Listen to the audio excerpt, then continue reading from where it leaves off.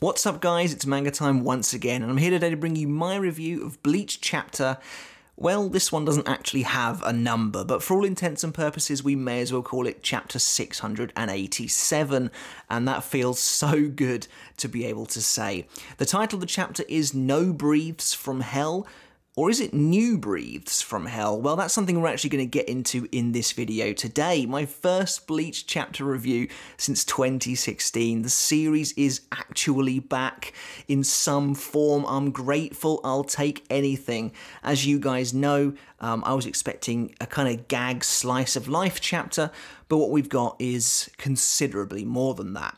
Before we begin, however, guys, if you haven't hit subscribe yet and you're new to the channel, make sure to do that now. We're about to hit 75,000 subs, which is the next big milestone for me on the road to 100k, which will just be mind-blowing to reach, something I never anticipated. So if you want to help out and get Bleach videos like this every single week, well, maybe not exactly like this, as we're not going to get chapters every week, I don't suspect, although I'd love that. Hit that button now. If you enjoyed the video, make sure to give it a thumbs up as well to support the video and get the exposure out there across the internet to all the Bleach fans who might want to watch it. I'd really appreciate that one as well. And of course, we do now have a Patreon for the channel too. If you want to take that support for me a little step further, you can support me for as little as $1 a month and get videos early as well. And of course, as always, a massive shout out goes out to everyone who has already become a patron of the channel. You are really supporting me doing pretty much exactly what I love. So I honestly just thank you so much.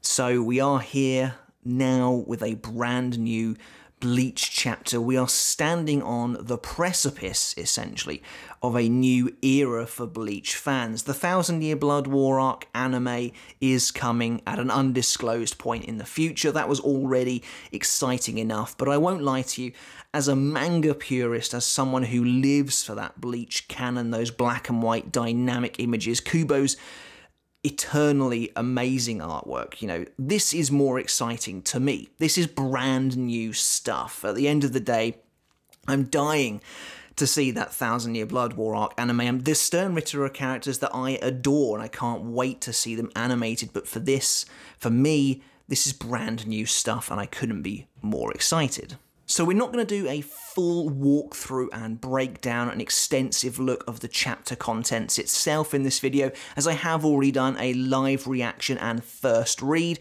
which you can check out. I'll put a link in the description below. It's also literally my last video on the channel. Also, this video we will be using the official Viz translation, which literally came out at the time of recording today, so go and support that if you can. A membership on Viz is super cheap, and it's just, if you can do it, it's a really good thing to do to actually support Bleach itself, and hopefully that means more content for us, which is never a bad thing. So where on earth do we begin with this chapter? I mean, it's literally taking us to the farthest point we've ever been in Bleach so far. We're seeing Ichigo and Orihime and Renji and Rukia and their children together in the world, and everything seems to be very hunky-dory. We do start out with that slice of life that I was expecting, but there is that Kubo-style sense of mystery and foreboding in the world as well. Kazui is up to something, and whether he knows the true ramifications of it or not, and I don't think we even do either, is unclear. And then, of course, as the chapter unfolds, we find out that there is some true darkness at work here. Hell itself has finally been unshackled in the Bleach universe. Now, of course, Hell has been a canon part of the Bleach story since the earliest days. However, for whatever reason, it's remained completely untouched since then in the Bleach manga, only showing up right at the start during Ichigo's earliest days as a Shinigami in a very memorable scene, to be fair, where the monstrous Hollow, who was also a horrific human being, Shrieker, was impaled and dragged into hell for his crimes, but after that we never saw it again. Now, of course, you'll know that Hell was the main focus of the fourth Bleach movie, Hellverse, or the Hell chapter, and I love the depiction of Hell in that film. I think it's actually really neat. I like the different levels. I like the characters of Shuren and Kokuto, and even Shuren's goons are pretty interesting, but I actually think what we'll get here is probably going to differ from that in many ways, and I think Kubo's going to want to finally give us essentially his vision for potentially the most scary and vile region in the series to date. And of course, what would a proper introduction to hell be without the revival of a pretty sinister and slimy villain? And they don't really get a lot worse than the 8th Espada, Szayelaporro Granz, who makes a pretty stunning return in this chapter. As I mentioned in my live reaction of reading this chapter, Kubo absolutely adores this guy, as Szayel has tons of screen time during his main tenure as a bad guy in the Arrancar arc, actually shows up as a hallucination in the Thousand Year Blood War arc, is used in the special Hellverse chapter that actually shows him in hell, and is now here to welcome us to a brand new Bleach arc as well. So the guy gets around quite a bit in this universe. And that's essentially the gist of the story. We get some nice catch-up time with everyone, some slice-of-life moments, but then it's revealed that actually the Gotei 13 are inviting Ichigo to a pretty amazing ceremony known as the Soul Funeral Festival, or in the Viz version, the Konso Reisai. What this actually is they basically, whenever a captain dies in battle, 12 years after they have the initial funeral, they'll capture a hollow from the living world and kill it in front of that captain's grave. And supposedly the idea of this is basically, whenever a Shinigami dies, their body kind of just turns into Reishi and returns to the Earth of the Soul Society. But with a captain whose Reishi grade, or Rei I believe it's just called, is too high and too dense for that, they have to perform this ritual so they can essentially pass on.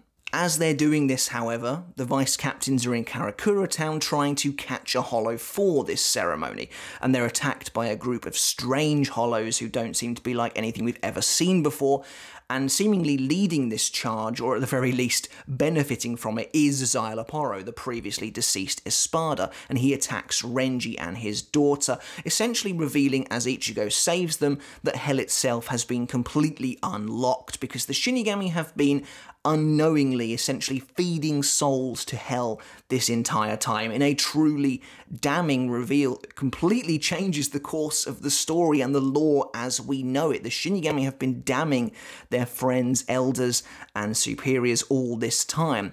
The Konso Reisai does actually do something. It's not just a sort of formality, but all this time they've actually been sending the souls of the captains to hell, which is really crazy. In the wake of the Thousand Year Blood War arc, we already know that the status quo of the Bleach universe was shaken up quite a bit. It's one of my favourite things about that arc is the way it really has a lasting impact on the world of Bleach, and we see that more than ever here. We find out in the wake of 3 extraordinarily powerful captains dying, Yamamoto, Unohana, and Ukitake, and their souls now being sent to hell through this ceremony, along with the disappearance of 2 major Reiatsus in the form of Aizen and Yhwach, that the gates of hell have now been wrenched open enough to the point where they can be opened from the inside. So all in all, it's a pretty crazy chapter and a pretty insane way to reintroduce us to the world of Bleach, with some major ramifications that I'm very excited about, and overall a phenomenally well-used 73 pages. So let's look at a couple of different talking points about the chapter. And I want to start off with the kids, Kazui and Ichika, because they are obviously pretty major characters, major fixtures of our characters' lives. And interestingly, they both seem to have some kind of a connection to hell, whether they know it or not. Kazui does seem to be more directly aware of this connection, although I don't think he quite understands the ramifications of it. But we see at the very beginning, he is guiding a soul to hell, which probably isn't the best thing in the world, you have to assume anyway, but he performs some kind of strange ritual that opens the doorway to hell. You can tell it is because it's a literal mouth, a maw forms in the sky in front of him, and loads of hell butterflies appear, and I love that single shot of him. It's very mystical looking. But why is he doing this? How did he find out about this? How does he know how to do this ritual? And does he know of the ramifications of this? Well, those are all questions that hopefully we will get answers to in the future. One thing I want to point out, just my own kind of digging here, my own kind of theorizing. A lot of this, by the way, is speculation. But when the eyes appear around Kazui, when he does the ritual, it seems like those are the all-seeing eyes of the Warden of Hell, which we then see right at the very end of the chapter, which appears to be the skeletons on the gates of Hell itself. Is Kazui, in effect, borrowing the eyes of the all-seeing Warden to somehow use in this ritual? How exactly is he doing this? We know, of course, that immense Reiatsu like Aizen and Yhwach can keep the gate closed, so perhaps an enormous Reiatsu like we assume Kazui has, enough to destroy Yhwach in 686, can perhaps open it freely. That would make him a very dangerous individual indeed. The eyes of the Warden of Hell seem to reappear within the skeleton right at the end of the chapter, which is why I'm wondering if Kazui is kind of borrowing them, or at the very least if they are just appearing to watch what he does when he opens the gateway. I'm not entirely sure. There's an awful lot of questions to ask here, but hopefully we'll get the answers in the future. As for Ichika, she can actually see the Hell Hollow before even Ichigo and Renji notice it, which makes me think, again, she has some kind of connection to this realm, whether she knows it or not, and clearly she so far at least doesn't seem to, but that's the only real hint we get regarding her in this chapter. But just briefly regarding the kids, I absolutely loved seeing Ichika in the training facility with Ikkaku, and it's also really nice to see Ikkaku taking on a kind of mentor-like role for his friend's child, but also seeing him stepping up to the plate a bit more. He is the vice captain of the 11th Division now, and I like seeing him kind of taking it seriously. The 11th Division up until this point have kind of just been a gang of thugs, mostly good-natured thugs, but they have always kind of, to me at least, seemed to be the heel of Soul Society, and that they're always causing trouble for other people. It's really nice to see Ikkaku actually giving something back to that community and really maturing in a sense.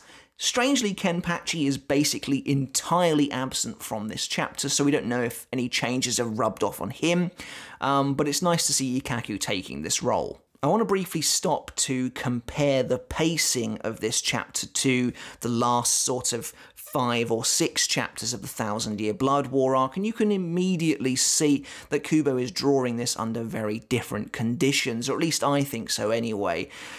He allows scenes to really breathe in this massive 73-page chapter that we actually get. There's really nice scene setting going on. Like I said earlier, there's some really foreboding and ominous stuff going on with Kazui, but just genuinely lovely moments that are really allowed to sit with us and make the best usage of his pretty sizable panels sometimes, and throughout this chapter the paneling is absolutely lovely.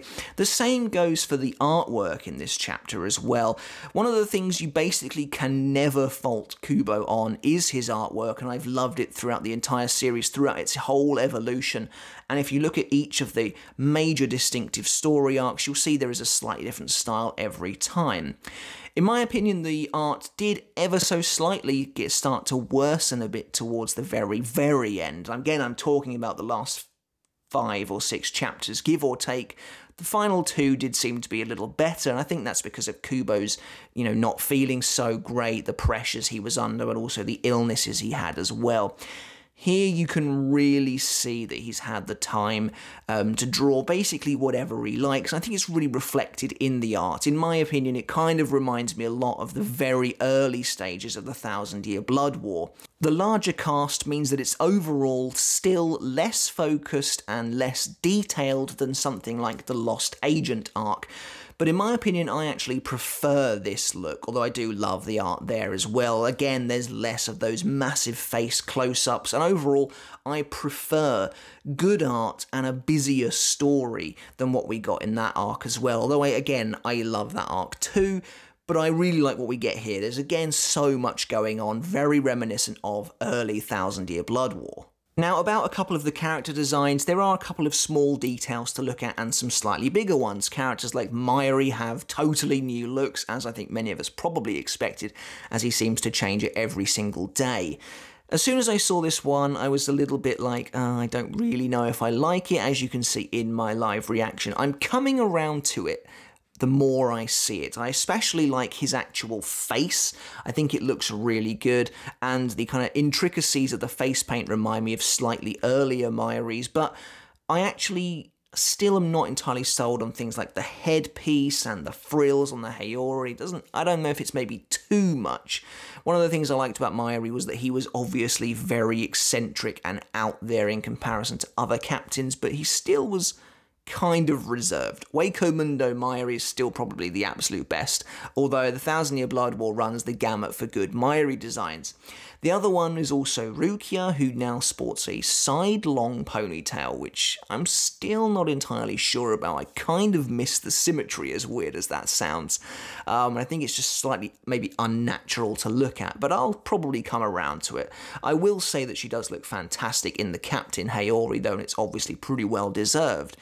Other small, very small details. Rose, very little that we actually get to see of him, both in the colour page and in one of the group shots, now seems to have a very short Haori that seems to stop maybe up here, even shorter than Tenjiro's waist jacket Haori thing he had.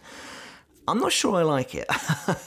I need to see it in person, but it being like in close-up, but it being that short makes me think it looks like some kind of weird cape as opposed to an actual coat, but I guess we'll see it up close at some point, because I think Rose still sports a sleeveless Haori, which makes it look even weirder, and considering Thousand Year Blood War Arc Rose is one of my favourite captain designs in the series, I've got some trepidation about that, let's just say.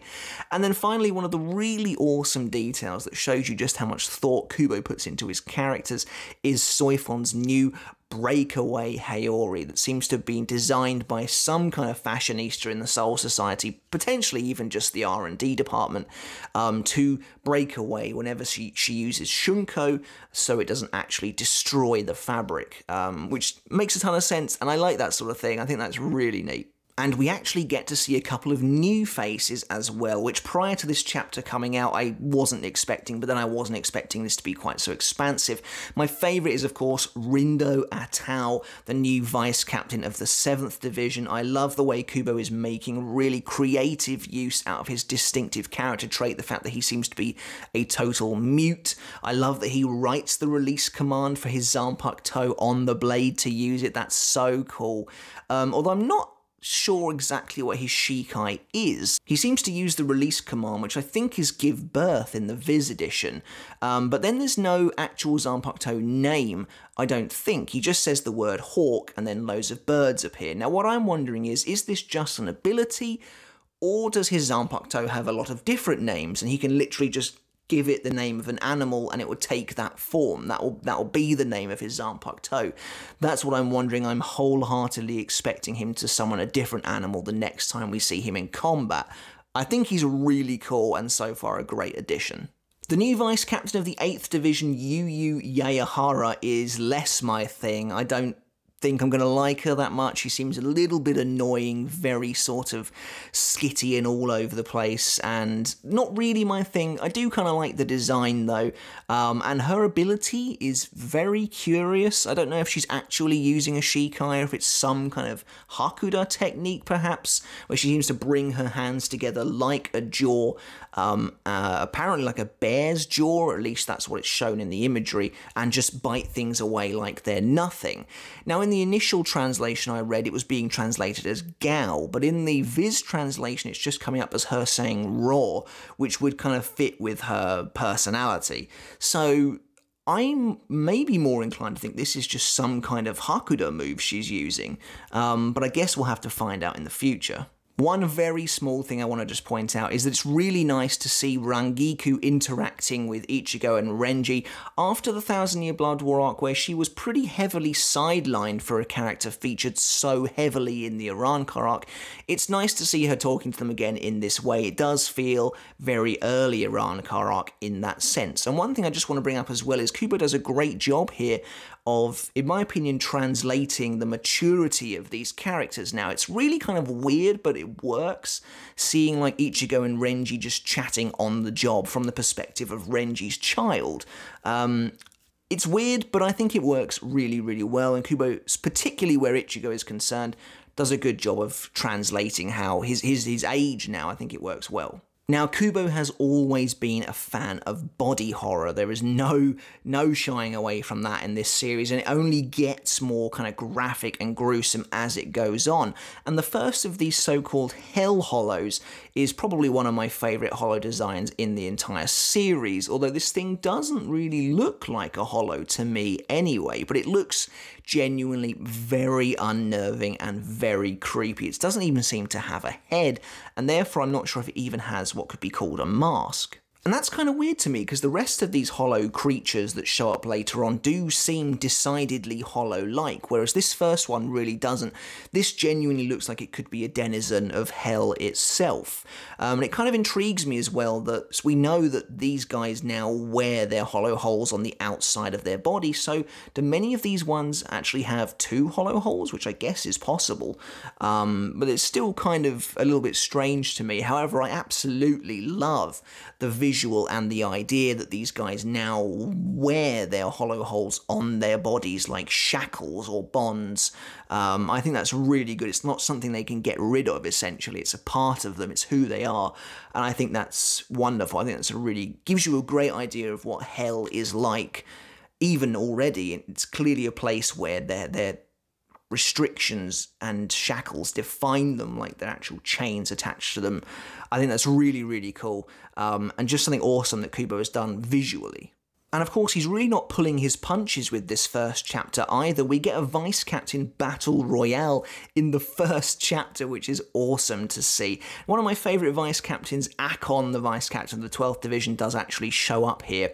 And I've seen a lot of people saying he's using his Zanpakuto in this scene. When I did my initial first read, I didn't think that was the case, and I've got to be honest, I still don't now, unless I'm missing something, which please let me know in the comments below if I am, but to me I don't think so.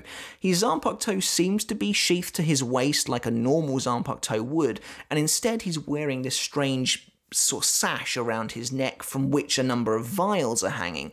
He plucks one of the vials off, says an incantation, flicks it over his back, after pouring it onto the floor, and it creates some kind of melting acid that the hollow is killed by. What I'm thinking is, this is just again my speculation, but it seems really likely to me that after the Quincy Blood War, the Research and Development Division would have tried to ape some of that Quincy technology, and this really looks like they are trying to emulate Jinto of some kind, those little capsules that Uryu used to use and then just didn't in the Thousand Year Blood War arc. I could totally see that, and this kind of battlefield is the perfect place for Akon to experiment with it, so that's kind of what I'm going with. If it is his Shikai, then that's awesome, because I'd love to see his Zanpakuto, but for me, I feel like this is him testing some kind of Shinigami Jinto application. Could be totally wrong, though. Now, throughout his time writing and drawing Bleach, Kubo has created a number of different portals in his time. He's very good at it as well, and the doorways to hell are no exception. I love the fact they are creepy looking mouths that quite literally open up in the world with teeth and everything. And of course, if you've paid attention to Kubo's art in the past, you will know that the man loves to use creepy close-ups of mouths to denote something that's unsettling or eerie. It's something he's done with a number of villains in the past, characters like Kurge Opie, who are supposed to be genuinely unsettling, and also, unsurprisingly, Szayelaporro Granz, who makes a major appearance in this chapter. Kubo loves to do creepy big close-ups of his mouth to really get across how deranged he actually is. So it's no coincidence to me that a mouth is the gateway to hell. And of course, this arc appears to also have something to do, in terms of the name, with the jaws of hell. So they're appearing both a literal and figurative way. And speaking of our villain of the week, Szayelaporro does look amazing here. I'm not going to sit here and tell you he's my favourite Espada, because it's just not true. I always found him okay, if a little bit annoying, and he lasted for way too long in my opinion, but I like seeing him here. It's great to get that familiar villainous presence, and he does look amazingly cool as well. I wonder if the flaming skeletal black arm is a sign of degradation after how long he's been in hell, and if the rest of him would turn into that over time.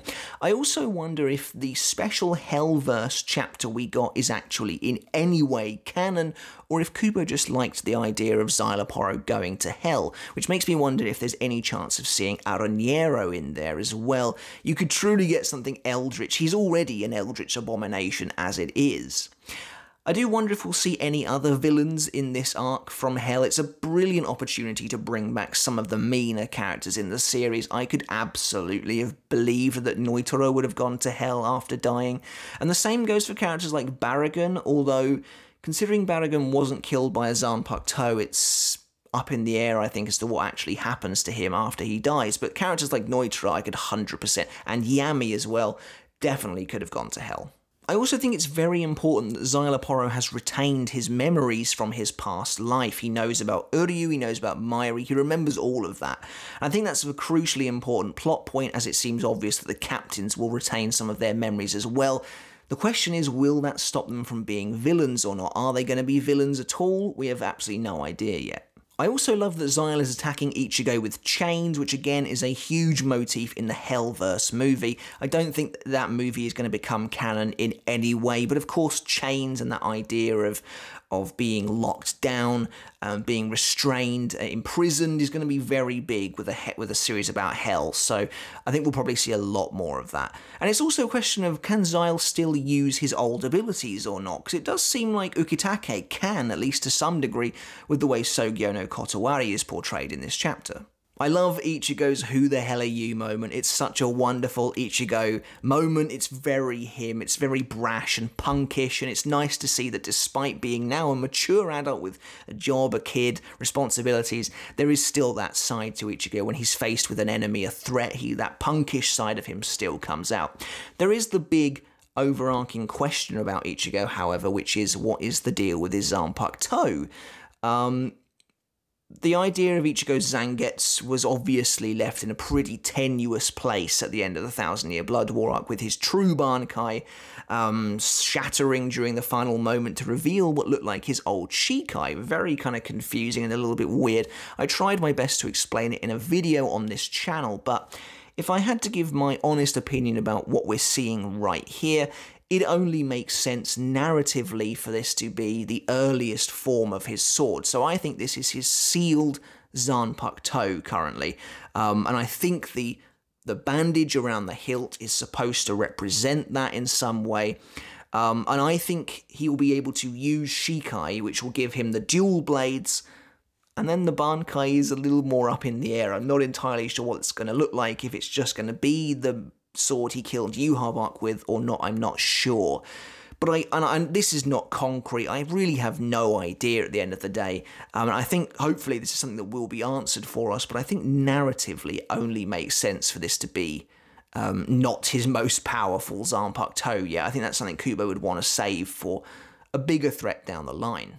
Now, of course, the revelation about the true nature of the Konso Reisai is earth-shattering and completely changes what we know about the world of Bleach, what the ramifications of death actually are in the spirit world for some of these really powerful characters. And it must be pretty strange for them to all know that there's a good chance they'll end up in hell in the future as a price to pay for the power that they have. Despite this, I feel the stakes of the arc are currently still unclear, which is fair enough, we're only one chapter in. But we don't quite yet know what the aim or the objective of the arc actually will be. It seems like from Xyl's words of impending doom, he is a harbinger of doom in this sense, that the gates of hell are now open, and his appearance in Karakura town is, evidence of the fact that the villains can now escape their eternal, what should have been their eternal damnation, and this is something the Soul Society is now going to have to deal with. So I could maybe see two things happening here. Either, depending on the scope of this arc, Kubo likes to take our heroes into a new location. It seems pretty likely that they'll go to hell for one reason or another. I think we could see them go to hell to close the door from the inside, if that's the only way it can now be shut perhaps, or they'll go to hell maybe even to rescue the souls of those most recently sent captains, Yamamoto, Unohana, and Ukitake. I really have no idea, but right now the stakes are somewhat unclear.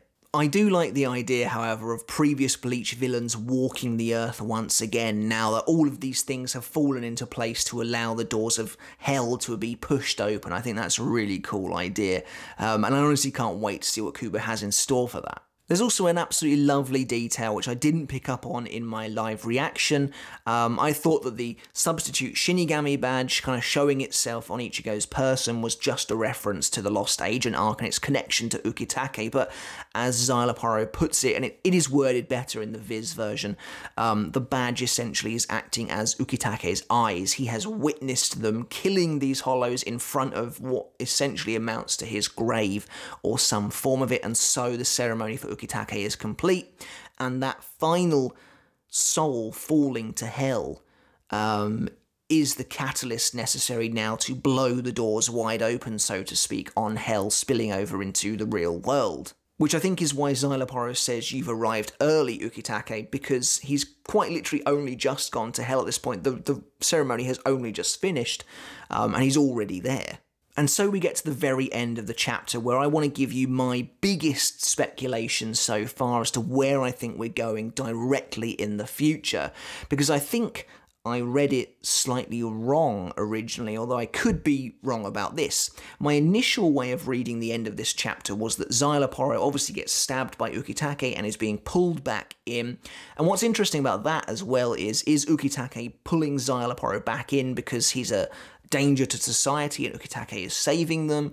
Or is this some new sinister hell version of Ukitake who is commanding Szayel and summoning him back? Either way, on to my speculation. So I initially thought that Szayel was being pulled back in, and as he was talking to Ichigo, the gates closed on him, and that was the end of the chapter. However, I actually wonder if something different is happening here, and if Kubo is immediately setting up the threat to come. What if the gates of hell shown at the very end of this chapter are brand new ones, and instead of closing, they're actually opening as the chapter ends? Because obviously, right there and then, when Ichigo's Shinigami badge kind of glows or whatever, that symbolises the final ceremony is complete, and the denizens of hell have what they need to escape. And so we could now be ending it on a cliffhanger that shows the gates opening, and that is why the Warden of Hell gets his eye back right at the very end there to symbolise that a new gate is opening, and some new villain is about to come out. And that's why the chapter title at the very end is revealed not to be No Breathes from Hell, but actually New Breathes from Hell. New threats are coming. This gate is now opening. That might have actually been obvious to everyone else, but it feels like a big win for me. I could be the only person in the world who didn't read it like that the first time, but I'm now even more excited than ever that we might get to see another new villain at the start of the next chapter, whenever that may be. I'm very keen to see that. Again, I could be wrong. Maybe they are just sealing Szayel off, but it seems to me like that, combined with Szayel's very ominous final words, and the fact that the skeleton on the door is now gaining an eye, seems to me like they are now opening instead of closing. But regardless, I'm very excited. And of course, the final shot of Kazui, he seems to be following these hell butterflies or something in a very childlike way, as he might do, but I also wonder if it's again supposed to be a threatening cliffhanger to imply that he's about to run into whoever is maybe going to emerge from these gates. I could see that as well. And that's it for the chapter, essentially. Just a couple of other very small details. Kiyone Kotetsu, the new vice captain of the 4th Division, is actually injured pretty seriously on this run, which I couldn't really tell last time, but she gets pretty nastily skewered by a hollow. I'm sure she'll be absolutely fine, because they'll probably get back to Soul Society no problem, but it's a pretty nasty injury for her first outing on screen as a vice captain that we've actually seen before. Another small detail is, as I mentioned earlier, Kenpachi basically does not appear in this chapter, which is a little surprising to me, but I also wonder if this is supposed to be a direct continuation of the Thousand Year Blood War arc, as it so far appears. Perhaps Kubo is planning on spotlighting some different characters in this arc, which would be kind of lovely. Now, of course, the idea of bringing back characters from the dead provides Kubo with many golden opportunities, both for fan service and for lore expansions. We could see characters like Gin and Tozen if the Soul Society saw fit to give them the Konso Reisai ritual upon their deaths. They could easily come back. We could even see characters like the original Gotei, as this tradition is mentioned to be ancient many times, so presumably they would have spearheaded it over 1,000 years ago. That would be amazing, but maybe I'm already asking for too much. And finally, the idea that Aizen Yhwach's Reiatsu is what held back the Gates of Hell to begin with serves as a nice springboard to bring back everyone's favourite villain in the future.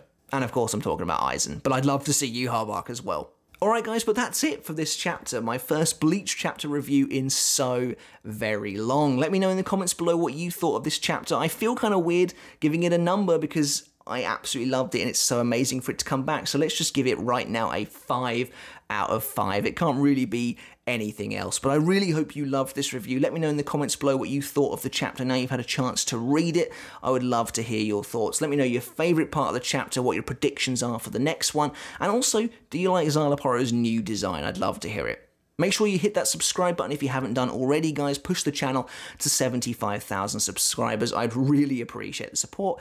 But until next time, I'll catch you later. I'll see you then.